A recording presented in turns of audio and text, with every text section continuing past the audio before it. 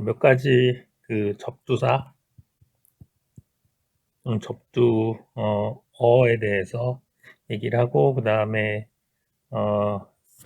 전환인자 또는 변환인자에 대해서 좀 설명을 하겠습니다. 뭐 프레픽스라고 보통 이제 부르는 것인데요. 숫자가 굉장히 커지거나 아니면 굉장히 작아질 경우 매번 10의 마이너스 6제곱미터다 이렇게 쓰는 게 좀 귀찮으니까, 또는 좀 더 편한 방법을 쓰고자 10의 보통의 경우는 10의 3제곱 그 간격으로, 꼭 그렇진 않지만 똑같이 이렇게 마이너스 3제곱, 마이너스 6제곱, 마이너스 9제곱, 마이너스 12제곱, 마이너스 15제곱 이런 그 단위마다 별명을 사람들이 이제 붙여놨습니다.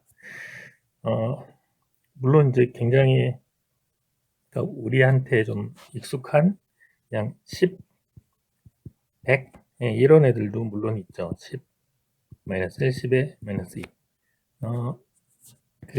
요쪽 구역은 아무래도 우리한테 좀 익숙한 구역이라고나 할까? 그러니까 100만 그러면 굉장히 멀리 있는 것 같지만 100 정도 하면은 그냥 우리 주변에 이라고 느낄 수 있을 만한 그런 숫자이기 때문에 이쪽은 나름대로 이 뒤쪽보다 좀 촘촘하게 되어 있습니다. 오케이. 메모리 같은 거 할 때 옛날에는 그 메가바이트 뭐 그런 거를 이제 많이 썼어요. 근데 요즘엔 다 뭐 기가바이트 그런 거 쓰고, 그다음에 테라바이트, 뭐 하드웨어 같은 그 하드 드라이브 같은 경우, 외장 하드 같은 경우는 테라바이트 이런 걸 쓰죠. 그거의 1000배는 얘는 페타라고 부르는 10의 15제곱입니다. 그러니까 페타, 그러니까 이쪽 꼭 그런 건 아니지만 이쪽 계통은 대문자 그 접두사를 씁니다. 페타, 테라, 기가, 메가, 이건 킬로죠. 근데 요거는 그 대문자가 아니고 특이하게 소문자로 씁니다. 왜 그런가요? 이렇게 물어보면은 옛날에 이거 정한 사람들이 그렇게 정했어요. 왜인지는 나 잘 모르겠는데, 요거 같은 경우는 그 마이크론이죠. 꼭 다 소문자로 보통 쓰는데, 요거는 좀 특이하게 그리스 문자로 마이크로라고 쓰고요. 요거는 그 요즘에 뭐 나노라고 얘기한 나노 공학과도 있는 것처럼 소문자 N, 얘는 피코죠, 피코. 요거는 fem토. 그러니까 위쪽은 대체 그 커지는 애들은 보통 대문자를 쓰고, 작아지는 쪽은 보통 그 소문자를 씁니다. 꼭 그런 건 아니지만, 밀리미터 할 때 그 10의 마이너스 세제곱이고요. 센티는 그 센트가 100에 해당하는 거니까 10의 마이너스 2제곱 또는 100분의 1.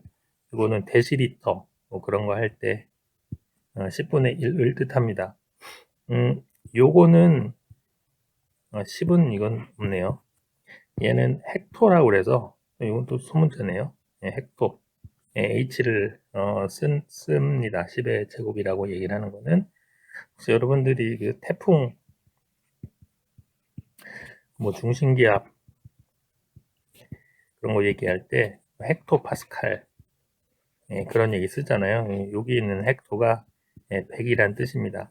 그러니까 기본적으로 뭐 960 헥토 파스칼이다 라고 얘기를 하면은 공을 2개 붙이면은 96,000 맞죠? 96,000 파스칼의 중심기압이라는 것을 뜻하게 되는 겁니다. 그래서 좀 흔한 그런 그 접두어들은 뭐 여러분들도 이미 많이 접해봤을 테니까요. 이 접두어들은 또는 접두사들은 숫자를 길게 쓰지 않고 또는 복잡하게 쓰지 않고 간단하게 표시하기 위한 도구다. 이렇게 생각을 하면 되겠습니다. 뭐 길이를 측정하거나 부피를 측정하거나 이런 것들은 측정 단위이니까 앞에서 우리가 다뤘던 SI 단위 또는 기본 사람들이 일반적으로 인정하는 그런 단위들로 이제 측정을 하게 되는 것이고요. 그렇지 않은 경우는 이제 호환이 가능하다고 그랬죠. 뭐만 알면 되냐면은 소위 변환인자 또는 전환인자 또는 컨버전 팩터라는 것을 알면은 서로 왔다 갔다 할 수가 있습니다. 물론 꼭 SI 단위하고 그렇지 않은 단위가 왔다 갔다 한다는 뜻은 아니고요. SI 단위 사이에서도 뭐 왔다 갔다 할 수가 있습니다.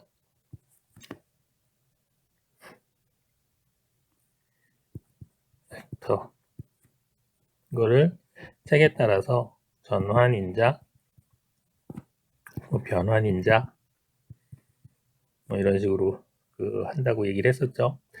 이거 할 때 이제 등장하는 말이 용어가 뭐냐면은 이 등가식이라는 거예요. 등가식.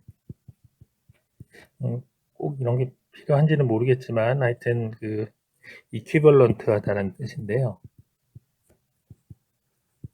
그러니까 무슨 말이냐면 1m는 100cm다. 이거 누구나 다 알잖아요. 그죠? 얘를 어떻게 쓰냐면은 이게 수학적으로는 말이 안 돼요. 수학적으로는 말이 안 돼. 하지만 이 단위를 이렇게 이쪽 단위에서 저쪽 단위로 왔다 갔다 할 때는 굉장히 유용한 그런 개념입니다. 그러니까 1m를 이쪽으로 보내든지 또는 100cm를 이쪽으로 보낼 수가 있죠. 그러면 1m를 오른쪽으로 보내면 1m분의 100cm는 얼마가 되죠? 1이죠. 1. 그죠? 1.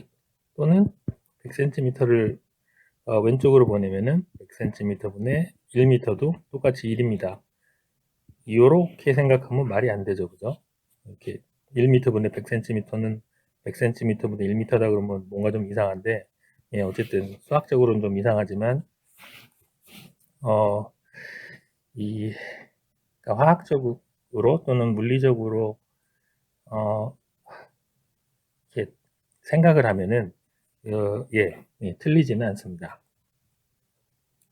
이렇게 쓴 것을 우리가 등가식이라고 합니다. 그러니까 모분의 모는 1이라는 거죠. 1의 특징이 뭐냐면은 혹시 여러분들 수학에서 기억이 나는지 모르는데 곱셈에 대한 소위 항등원이라는 그런 이거죠. 항등원. 그래서 얘는 1이라는 거는 어디다 곱해도 아무런 상관이 없습니다. 아무데나 곱해도 되니까 1이라는 거는 그죠? 1은 그러니까 0은 아무 데나 더해도 상관이 없고 값의 변화가 없는 거고 결과에 1이라는 거는 어디다 곱해도 결과에 변화가 없습니다. 그게 이거예요. 오케이, 그럼 이걸 쓰면 뭐가 좋냐라고 하면은 간단한 경우에는 굳이 이런 거 할 필요가 없습니다. 굳이. 근데 좀 뒤에 가서 화학 양론이나 이런 거 나올 때는 이 등가식 또는 변환인자를 사용하는 것이 훨씬 실수를 줄일 수가 있습니다. 예? 많이 나오는 예 중에 하나가 1kg은 2.205 여기 2.205라고 되어 있네요. 예, 파운드다. 예, 이렇게 써 있는데요. 그러면은 만들 수 있는 변환인자 또는 등가식이라고 얘기를 하는 것은 두 가지입니다. 1kg분의 2.205 파운드는 1이고 또는 2.205 파운드분의 1kg도 1입니다. 그러면은 우리가 뭐라고 할까요? 그 2.4kg은 그러면은 몇 파운드냐? 이렇게 물어볼 수가 있겠죠. 그러면은 이 두 개의 변환 인자 중에 요 킬로그램을 상쇄시키고 파운드를 만들어낼 수 있는 인자가 어떤 건지 이렇게 보면은 요 왼쪽에 있는 애죠. 킬로그램이 분모에 있고 파운드가 분자에 있는 애. 2.4 킬로그램에다가 1킬로그램 2.205 파운드 이렇게 곱하면은 여기 없어지죠, 그죠? 단위가 없어집니다. 그러니까 나중에 이렇게 곱하면 되는 거죠. 그러면은 파운드 단위가 나오게 되어 있습니다. 그러니까 이거는 아까도 얘기한 것처럼 1, 2니까 아무리 곱해도 상관이 없는 거죠, 그죠? 계속 곱해도 괜찮습니다. 1, 2니까 곱해도 결과에는 아무런 영향을 미치지 못하는 거죠. 근데 잘 골라야 되죠. 만약에 이걸 고르면은 2.4 킬로그램 곱하기 2.205 파운드 1킬로그램이니까 단위가 어떻게 되냐면은 이걸 계산하면은 파운드분의 킬로그램 제곱이 되잖아. 이건 원하는 값이 아니죠. 원하는 단위가 아니니까 이걸 고르면 안 됩니다. 둘 중에 어떤 걸 고를지 헷갈리면은 일단 물론 헷갈리기가 좀 어려운데 헷갈리면은 집어넣어 가지고 계산을 해보면은 단위가 상쇄되면은 제대로 고른 것이고 상쇄가 안 되면은 잘못 고른 겁니다. 변환인자는 두 개밖에 없으니까 이거 넣어서 안 되면은 다른 거 넣으면 되는 거죠. 근데 조금만 생각을 해보면은 없애어져야 될 단위가 분모에 있고 필요한 단위가 분자에 있는 것을 고르면은 간단하게 해결이 됩니다. 오케이. 또 한번 해보죠. 여기에 뭐 제곱이 있건 세제곱이 있건 그렇게 큰 상관은 없는데요. 만약에 1인치가 2.54cm다. 이거는 이제 등가식이고요. 그러면은 1인치분의, 1인치가 이제 분자에 오고, 2.54cm가 분모에 오고, 마찬가지 1이고요. 1인치분의 2.54cm. 요것도 똑같이 1입니다. 그러니까, 만약에 1g per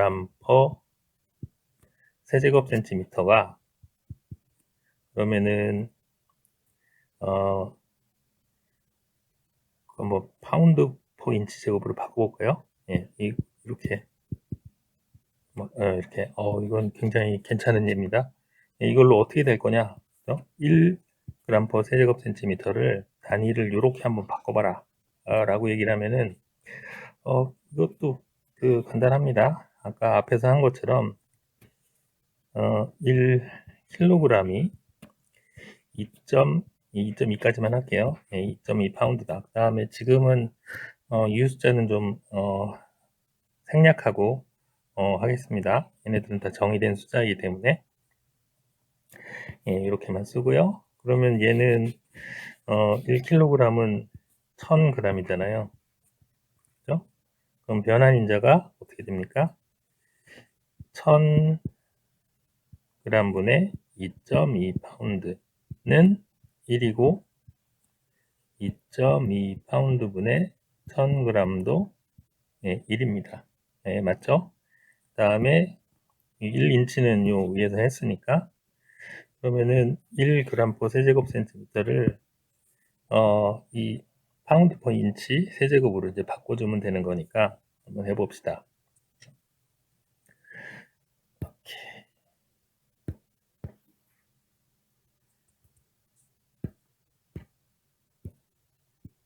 네, 해볼게요. 그러면은 1하고 그람 세제곱 센티미터죠. 그러면 일단 요거부터 해결하죠. 파운드로 바꿔봅시다. 그람을 파운드로 바꾸려면은 요거를 써야 되겠죠, 그죠? 이거를 1g 곱하기 1000g 분의 2.2 파운드. 그리고 이렇게 하면 이제 그람이 해결됐고요. 이렇게 지우면 되니까 요거만 남고, 세제곱 센티미터는 밑에다가 한번 넣죠. 오케이. 그리고 미안. 세제곱 센티미터를 이렇게 쓰고요. 분의 1이고, 그 다음에 요걸 쓰면 되겠죠. 쟤를 쓰면은 2.54cm 1인치 세제곱. 이건 1이니까 1을 세제곱해도 똑같이 1이잖아요. 세제곱 해주면은 지워지고 지워지고 파운드 하나 남고, 이거 세제곱 했잖아요. 방금 요게 세제곱이니까 지워지고 지워지고. 그러니까 결국 뭐만 남냐면은 1000분의 2.2 하고, 그 다음에 2.54의 세제곱이 남게 되죠.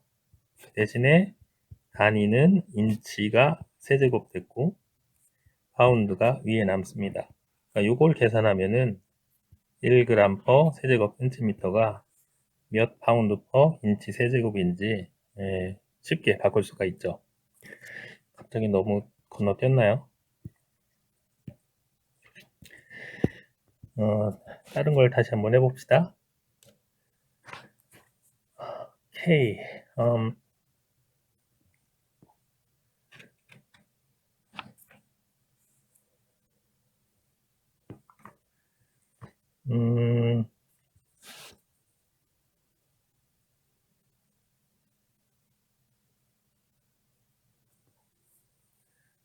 오케이. 그 책에 있는 예제 2의 12를 보면요. 마운나로아에서 화산 폭발이 일어나는 동안 용암이 33m 퍼, 그러니까 용암이 적어 놓읍시다. 용암이 33, 아이고, 미터 퍼 민, 그러니까 분당 33m 같다는 소리죠. 흘렀다. 이 속도로 45분 동안 용암이 이동한 거리는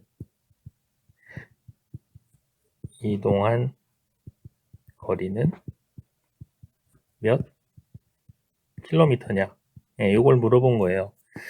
사실 이런 거는 뭐 그냥 계산하면 되죠. 33에다가 45 곱하면은 미터가 나올 거고, 그거를 1000으로 나누면은 이 킬로미터가 나오니까 엄청 단순하지만, 방금 한 것처럼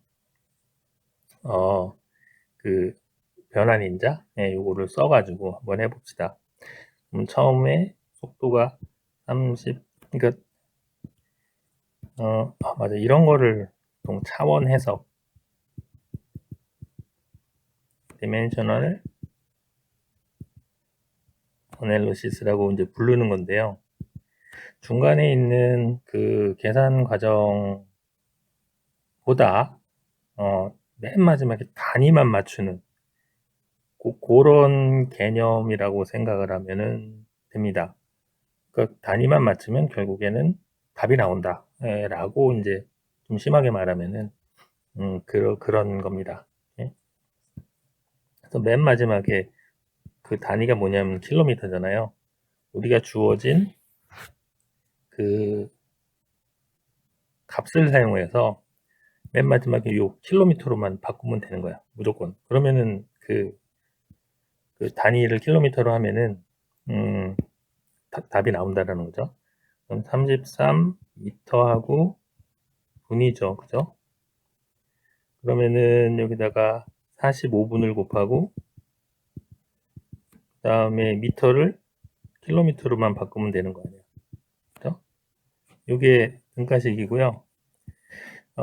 속도에다가 시간 곱하면은 거리가 나오는 거니까. 그래서 잘 보면은 요거랑 요게 지워지고, 요거랑 요게 지워지니까 남는 거는 킬로미터밖에 없습니다. 그러니까 나머지 다 곱하면은 답이 된다라는 소리죠. 그래서 단위만 맞추면 답은 따라온다 라는 게 저기 차원 해석이라고 생각을 해도 많이 틀리진 않습니다.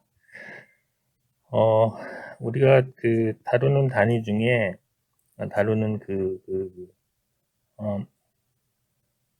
성질 중에 밀도라는 것이 있는데, 이것도 조금 아까 하긴 했네요. 그람 퍼 세제곱 센티미터니까 이것도 마치 변환인자처럼 사용을 할 수가 있습니다.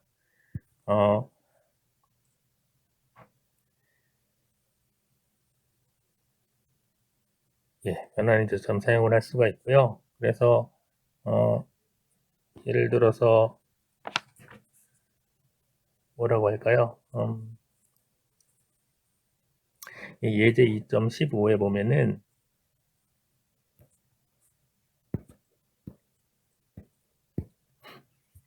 스쿠버 다이버의 벨트에 사용된 납으로 사용된 추위 무게는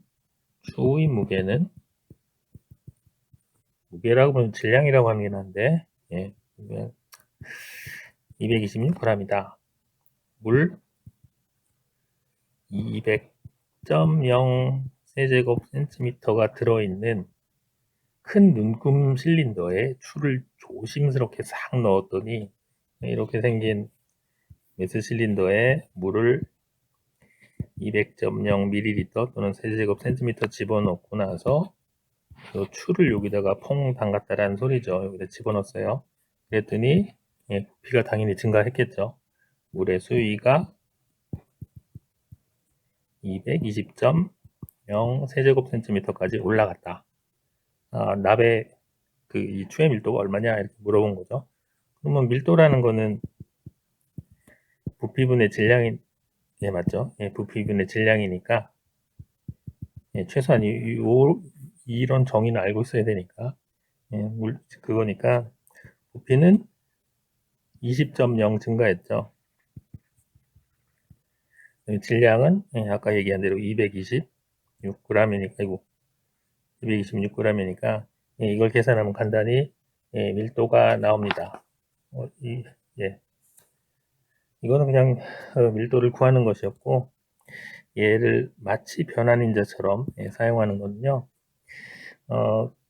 예제 2.16인데 혈액이 량이 이거 좀 헷갈리네요. 5.9 쿼트입니다.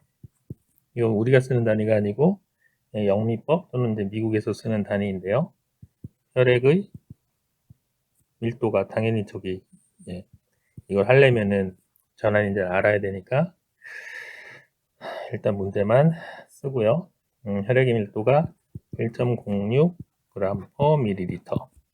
밀리리터나 세제곱 센티미터나 같은 거라고 그랬죠. 밀리리터하고 세제곱 센티미터나 아니면은 뭐 cc라고 쓰는 거가 다 같습니다. 오케이. 그 다음에 그럼 질량이 얼마냐? 이렇게 물어보는 거죠. 그러면 우리가 알아야 될 게 뭐냐면은 쿼트라는 거가 몇 밀리리터인지 그걸 알아야 합니다. 찾아보면은 1쿼트는 얼마냐면 946.4ml라고 합니다. 그러니까 질량을 맨 마지막에 이제 뭐 그람으로 이제 나타나면 표시하면 되겠죠. 그래서 처음에 우리가 가지고 있는 정보가 5.9 쿼트죠, 그죠? 한번 해볼게요. 5.9 쿼트라고 하고, 그러면 우리가 원하는 단위는 그람이니까 쿼트를 어쨌든 간에 없애야 되잖아. 없애는 방법이 일단은 중간에 있는 요거를 사용을 해야 하니까, 그죠? 부피, 이거 부피 단위잖아요. 요걸 사용해야 되니까 쿼트를 정상적인 단위 또는 표준 단위 의 유도 단위인 밀리리터로 바꾸는 요식을 사용을 해야 합니다. 그러면은 얘는 전환인자가 1쿼트분의 946.4ml가 1이니까 이걸 곱하면요 1쿼트분의 946.4ml 이렇게 곱하면은 일단 밀리리터로 나왔죠. 그 다음에 얘를 질량으로 바꾸려면 뭐가 필요합니까? 제가 필요하죠.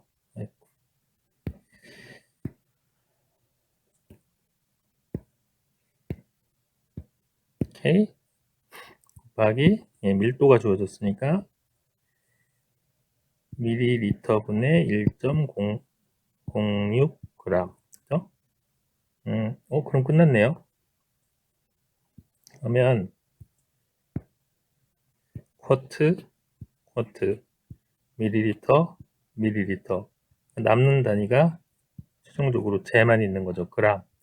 그러니까 우리가 원래 구하고자 하는 것이 질량이었으니까 5.9 쿼트라는 것을 그람으로 바꾸면 되니까 결국 그람이란 단위가 나왔으니 나머지 애들을 5.9 곱하기 946.4 곱하기 1.06 하면은 답이 된다라는 것입니다. 그러니까 앞에